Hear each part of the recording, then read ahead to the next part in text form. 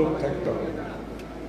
Speaking truth to the power, ক্ষমতায় যারাই থাকবে তাদেরকে যাতে জনগণ প্রশ্ন করতে পারে, এটা আমাদেরকে নিশ্চিত করতে হবে।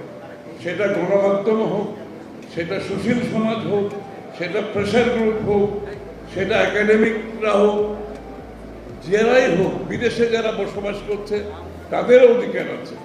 সুতরাং আমাদেরকে সেই ধারা, সেই স্বাধীনতা, সেই মুক্ত চিন্তার বাংলাদেশ গড়ে তুলতে হবে নিশ্চিতভাবে।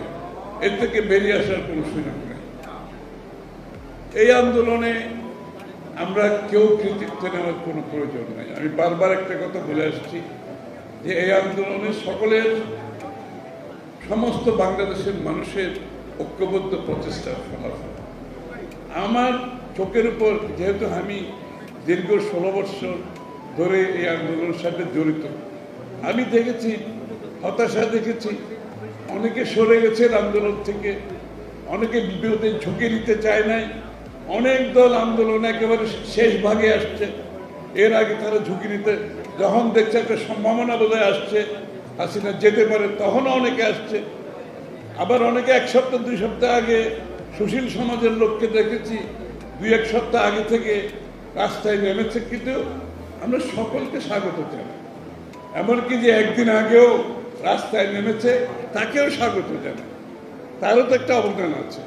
তো সুতরাং এই মন মানসিকতা আমাদের থাকতে হবে যে একটা ইনক্লুসিভ, অন্তর্ভুক্তিমূলক দেশ আমাদেরকে করতে হবে। তাই বলে আবার সব দলের একই চিন্তা, একই ভাবনা, একই দর্শন থাকবে, যেটা অনেকে বলা বলি করছে, এটা কোনো প্রয়োজন নেই। এটা গণতন্ত্র।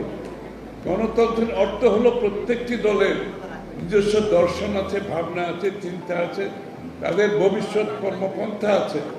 তো সুতরাং কেউ যদি মনে করে সব, যেহেতু আমরা শেখ হাসিনার বিরুদ্ধে একসাথে আন্দোলন করেছি, তাই বলে এখন আমাদের সব কিছু চিন্তা, ভাবনা, দর্শন এক জায়গায় এসে গেছে, এটা একটা ভুল চিন্তা। সুতরাং নির্বাচনে যান, আপনার যা বলার আপনি জনগণকে গিয়ে বলেন, জনগণের ম্যান্ডেট নেন, নিয়ে সংসদে এসে তর্ক বিতর্ক করেন, আপনার যে ভাবনা চিন্তা সেটা বাস্তবায়নের চেষ্টা করেন।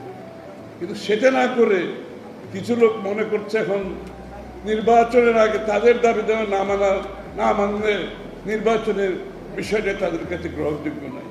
অর্থাৎ তাদের আচরণ হচ্ছে অগণতান্ত্রিক।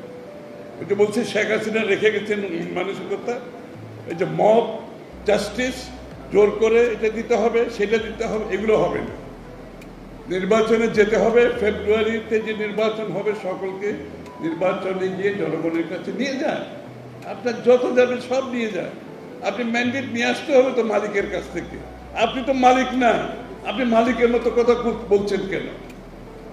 আপনাদের ব্যবহার তো মালিকের মতো হয়ে যাচ্ছে না। আপনি তো মালিক না, মালিক তো জনগণ। যে জন্য 16 বছর আমরা যুদ্ধ করেছি, সবাই আপনারা ত্যাগ করেছে দেশে।